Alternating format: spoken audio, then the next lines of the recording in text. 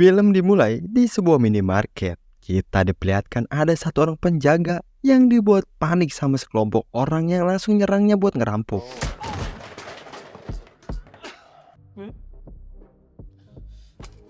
이거밖에 없냐고 이 씨발 새끼야. 계산 좀 해주시겠어요? Tapi kalau dari itu, ada seorang cewek yang datang buat bayar barang belanjaannya. Dan ngirau ini para perampok yang ngebuat perampok ini pada emosi.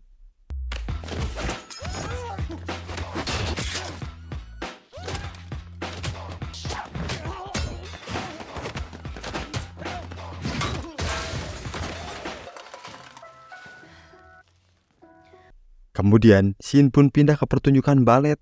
Dan di sana ada satu cewek balerina yang kagak fokus, panik, yang ngebuat dia ini jadi jatuh. Cold nights I've been waiting at the shore.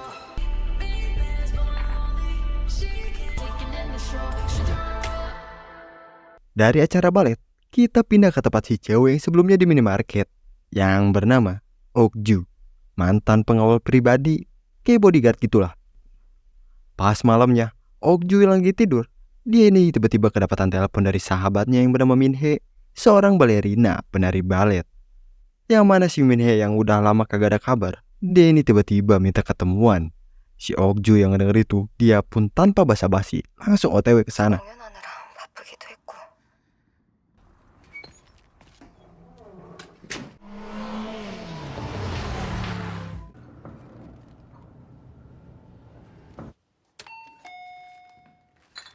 Tapi pas sudah sampai di depan pintu, si Minhe ini kagak kunjung keluar, yang ngebuat si Okju pun langsung masuk ke dalam.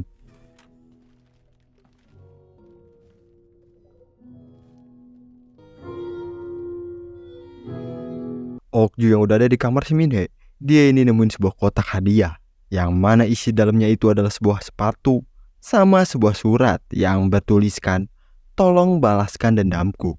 Kurasa kau akan melakukannya." Dengan di bawahnya ada sebuah tulisan nickname.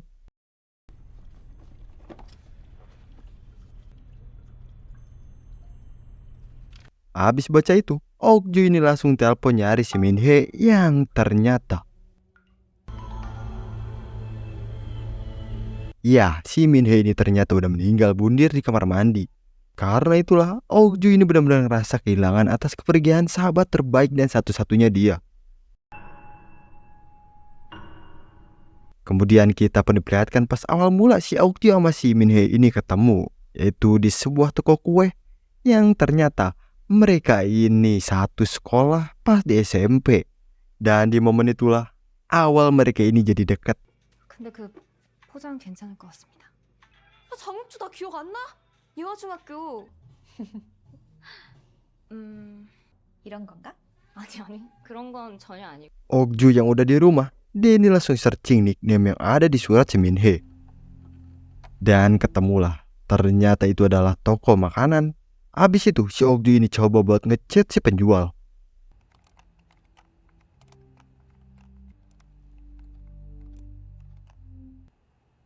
Pas si Okju yang ngechat pengen mesen, si penjual ini ngejawab kalau dia ini ngejual sushi dan cuma nerima Bitcoin. Dan pas si Okju minta satu kotak, si penjual ini malah nanyain berapa kecap asinnya. Yang ngebuat si Okju ini jadi bingung.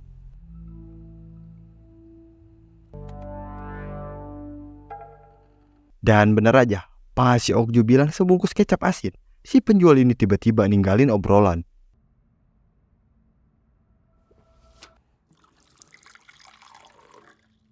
Kemudian kita pun dikasih lihat persahabatan mereka berdua yang apa-apa bareng pokoknya. 써야지.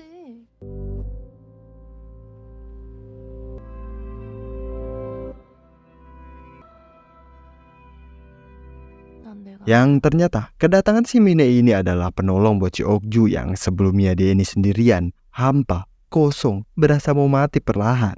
Yang mana itu semua karena pekerjaan dia yang berat.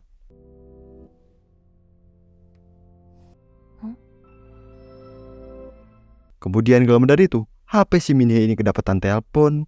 Dan pas diangkat, ternyata itu dari seorang cowok yang nyurinya buat datang ke jembatan malam ini. Karena dia ini bakal buka toko jam 2 di sana. Sambil ngancam si Minhe kalau si Minhe ini gak datang, si cowok ini pastikan si Minhe bakal selesai beserta temen dan keluarganya. 아, 씨발 또 대답 안 하네. 내일 잠수교로 나와. Okju yang denger itu, dia pun langsung bergas buat ke jembatan nyari tahu siapa pelakunya.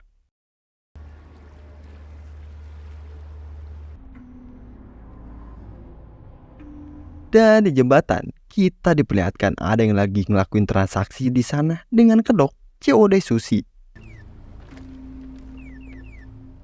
Okju yang lagi mantau di seberang, dia ini kedapatan telepon yang ngebuat dia pun akhirnya nemuin siapa pelaku yang ngebuat sahabatnya ini meninggal.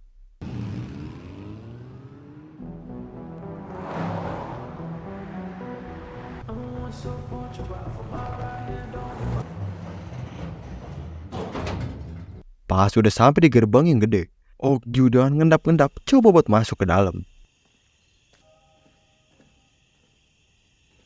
Kemudian kita pun diperlihatkan sang musuh target utama si Okju yang bernama Choi.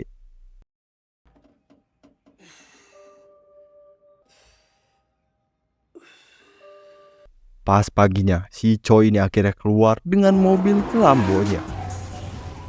Yang ternyata Okju ini masih ada di sana buat nunggu rumah si Choi ini kosong. Pas sudah di dalam, Okju pun langsung pasang sebuah alat penyadap di setiap barang dan sudut ruangan rumah si Choi.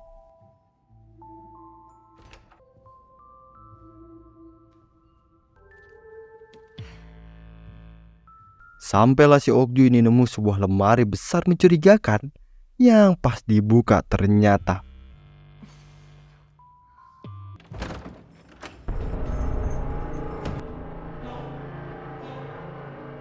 ya, di sana banyak banget lengkap alat-alat buat itu. Paham kan kalian? Serta di bawah, si Okju ini nemuin sebuah laci yang full dengan video-video bejat si Choi.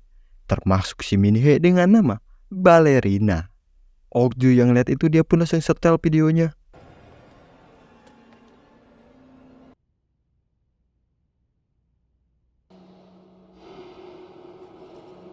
Kemudian kita pun sekarang jadi tahu kenapa di scene awal si Minhe yang lagi nari ini dia panik ketakutan sampai jatuh. Yang mana itu semua karena si Choi.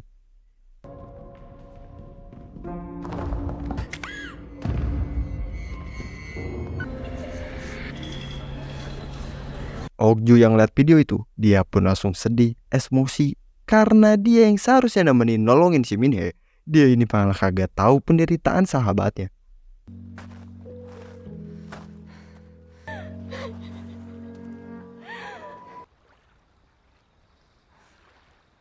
Kemudian malamnya si Choi ini baru aja pulang ke rumah. Sedangkan si Okju, dia ini lagi fokus lagi dengerin nyadap si Choi di rumahnya. 잘 모르겠는데. 혹시 여기 애지애들 잘 주잖아. Dan akhirnya si Okju ini dapat sebuah informasi penting kalau si Choi ini bakal beraksi besok di event. Habis dapat info penting itu, Okju ini datang ke rumahnya si Minhe buat pakai baju feminim si Minhe buat narik perhatian si Choi nanti.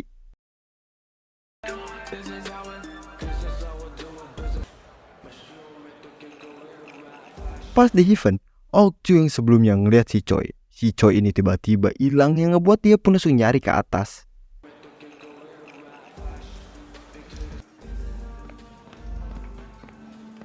저기.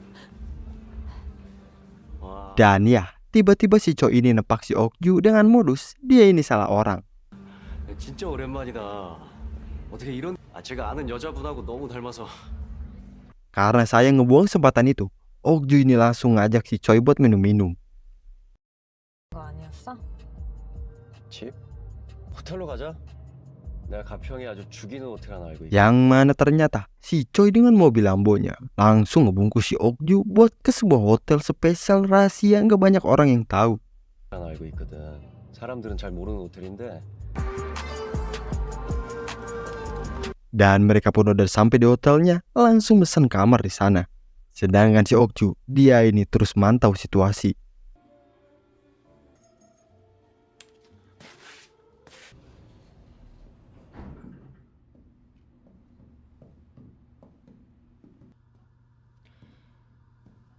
꼭 Pas udah di kamarnya, Okju yang terus-terusan diem. Alhasil, situasi pun jadi canggung. Karena itulah si Choi ini coba buat ngajak si Okju buat minum-minum. 술 마실까? Dengan si Okju yang udah tepar, saatnya si Choi ini beraksi ngelakuin aksi bejatnya.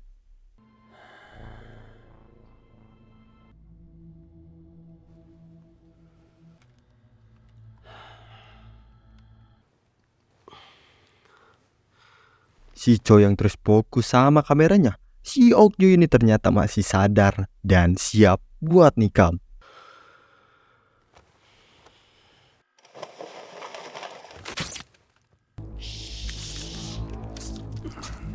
Ya, ternyata pisau dia ini malah ketahan. Yang ngebuat sekarang pergelutan pun terjadi.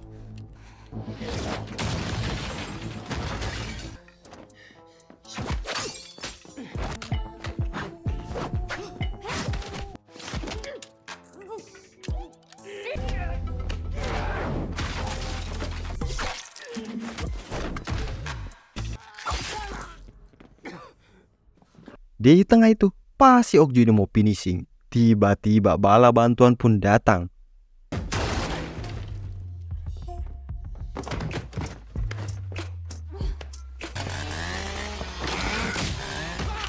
Dan untungnya ada satu cewek dari dalam kamar yang tiba-tiba buka pintu ngebantu si Okju. Kemudian mereka ini langsung bergegas kabur pakai lampunya si Choi.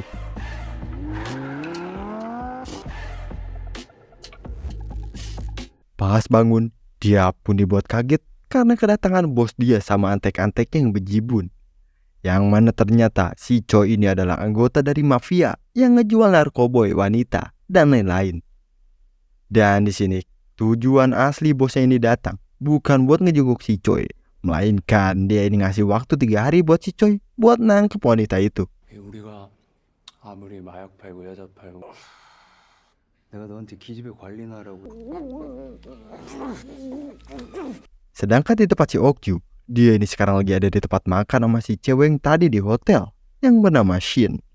Di sini Shin pun ngasih tahu cara si Choi ini ngeksploitasi wanita, yaitu ngancem korbannya dengan video si korban yang udah gak berdaya.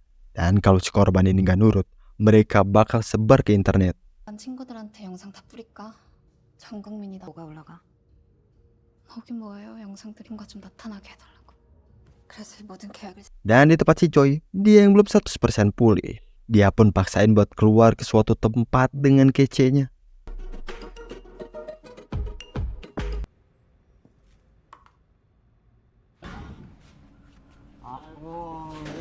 Yang mana ternyata dia ini datang ke kenalan yang bernama Sik buat ngasihnya sebuah job habisin seorang wanita.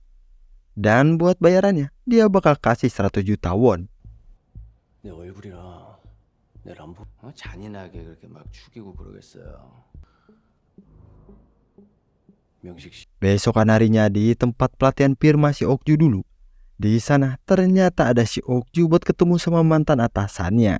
Dan cerita kalau dia ini sekarang lagi butuh peralatan ilegal demi buat ngebalisin dendam sahabat dia. 저 장비가 좀 필요해요. 억울한 일이 있으면 경찰에 신고를 해도 되는 거고. 이거 내 Beres itu, si Okju ini datang ke lapangan buat ketemu COD sama si penjual senjata.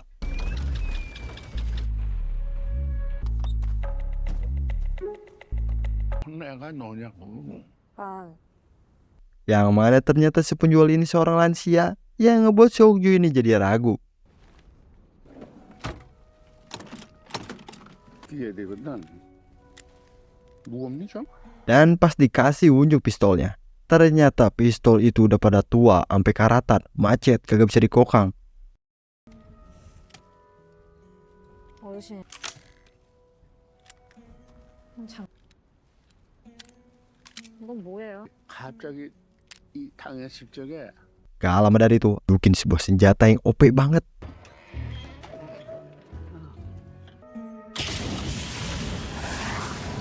어때? 죽이지?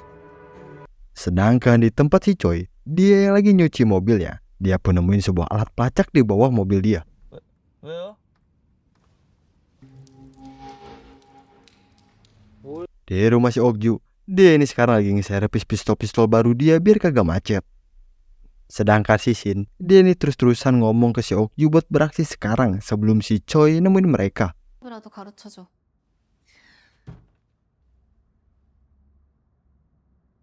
Kemudian karena di rumah kagak ada apa-apa, si Okju ini keluar buat beli cemilan buat si Shin.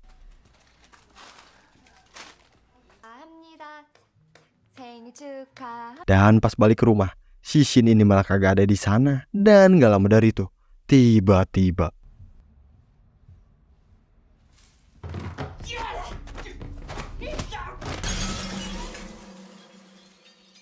paginya di tempat kayak arena tanding kuda, kita diperlihatkan si Choi yang lagi laporan ke bos dia kalau dia ini udah ngabisin si cewek dan udah nguburnya. Yang ngebuat bosnya ini marah karena dia ini nyuruhnya bawa ke dia. 그 사업은 조직이랑 상관없이 제가 알았어 꺼져. 야 모르겠어 친구야. Beres ketemu sama bosnya, si Shin ini yang ketangkep.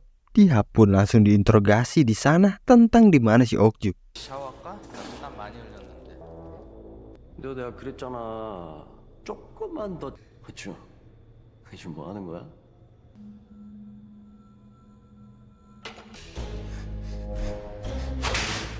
Sedangkan di hotel, mereka berdua yang lagi nyantai tiba-tiba kedatangan tamu.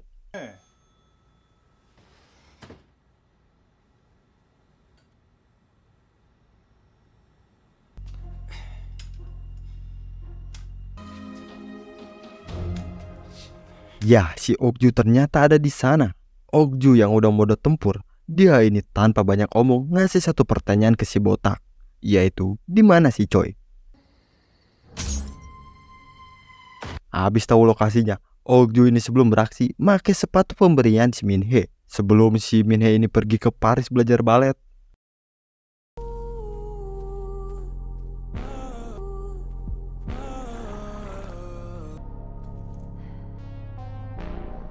Pas baru aja masuk, Okju ini ngeliat bajunya si Shin ada di sana, yang ngebuat dia pun makin kesel.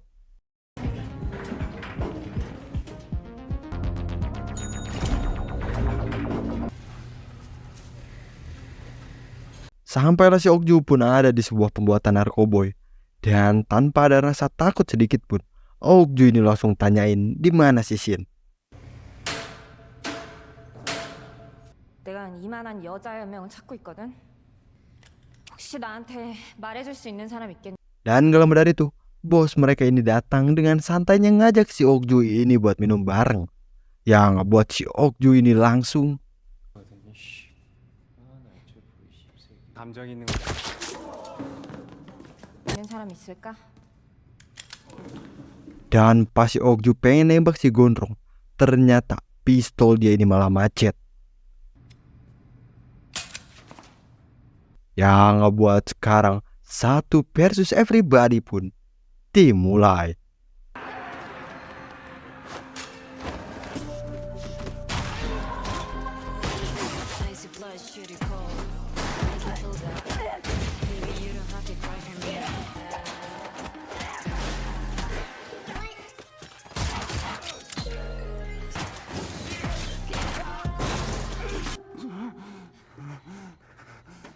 Dan ya, akhirnya si Okju ini berhasil ngeratain satu gangster sendirian. Kemudian di tempat sisik, dia ini tiba-tiba ketemu sama si Okju yang ngebuat dia ini jadi keringat dingin.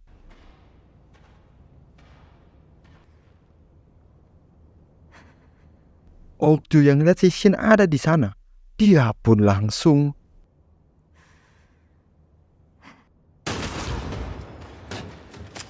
tiba-tiba si Choi ini datang dengan shotgunnya yang ngebuat si Sik ini selamat dan langsung coba buat ngabisin si Okju biar dapat 100 juta won.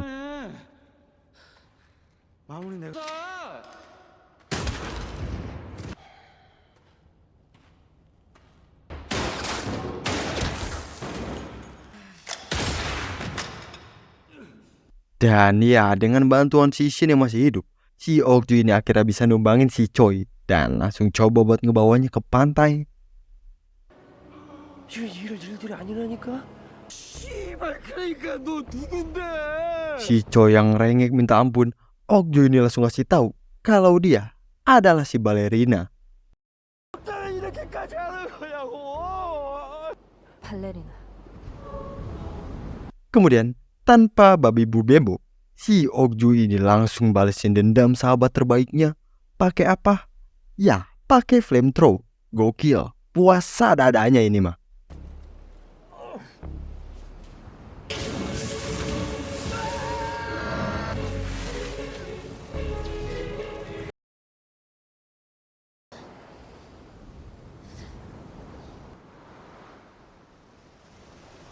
Kemudian kita pun diperlihatkan kisah masa lalu pas si Minhye sama si Okju ini main di pantai. Karena si Minhye ini suka banget sama laut. 꼭이라고 생각해. Di akhir, si Okju ini datang ke rumahnya si Choi buat bersihin semua flash disk yang ngekang puluhan cewek. Serta dia ini nemuin buku jadwalnya si Choi di sana.